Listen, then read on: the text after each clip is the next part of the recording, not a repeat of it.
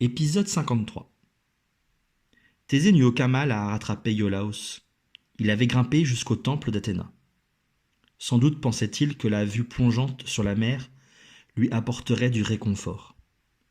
Lorsque Thésée le rejoignit, Iolaos était encore plein de colère contre Héraclès. Il s'étonna à peine que le roi d'Athènes les suivît. Thésée l'aborda en souriant. « Tu n'as pas l'air d'apprécier les récits de mon cousin. » Iolaos répondit d'un ton méfiant. « Si, j'apprécie son sens du récit, mais comme j'y étais... » Il ne termina pas sa phrase. Thésée l'acheva à sa place. « Comme tu y étais, tu sais qu'il a une manière de raconter qui arrange diablement la vérité, n'est-ce pas ?» Iolaos lança un petit regard en coin à Thésée. « Vous avez l'air de bien le connaître, Majesté. » Thésée partit d'un éclat de rire complice. « Ne m'appelle pas Majesté.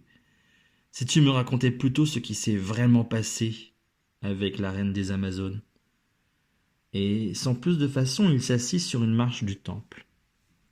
Iolaos, conquis par la simplicité de Thésée, s'assit à ses côtés et se mit à raconter.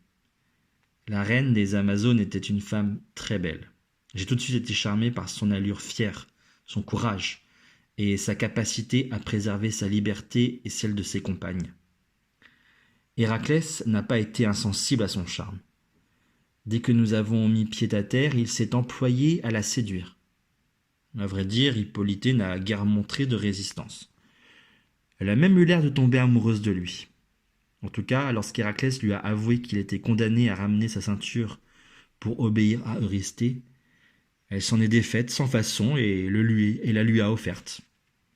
Voyant que cette épreuve n'en était pas une pour Héraclès, je décidai de partir me promener dans les ruelles du port.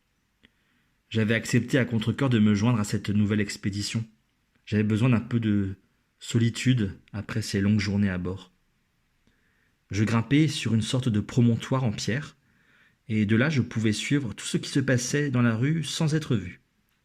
Je m'apprêtais à faire une petite sieste, quand j'entendis un groupe de voix féminines approcher. Je tendis aussitôt l'oreille. « Es-tu sûr de ce que tu avances ?» questionnait une voix inquiète. « Assurément, » répondait une autre voix.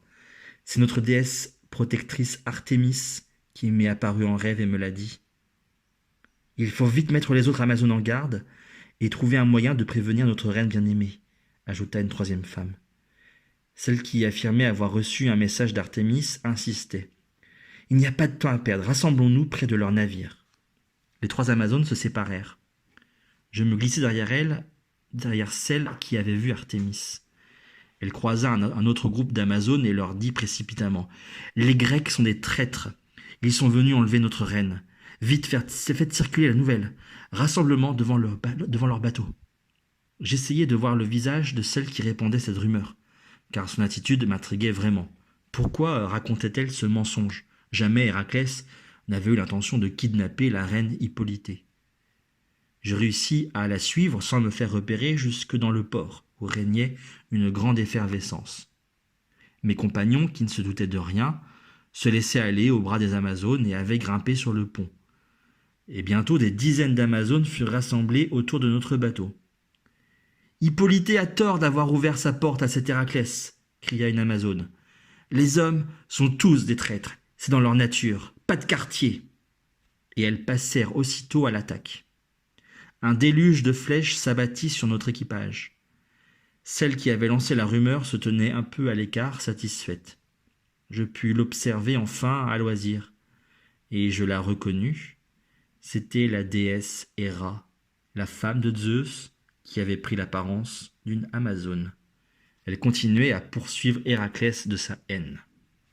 Il fallait que je prévienne Héraclès au plus vite. Seule son intervention et celle de la reine pourraient ramener le calme et dissiper le malentendu.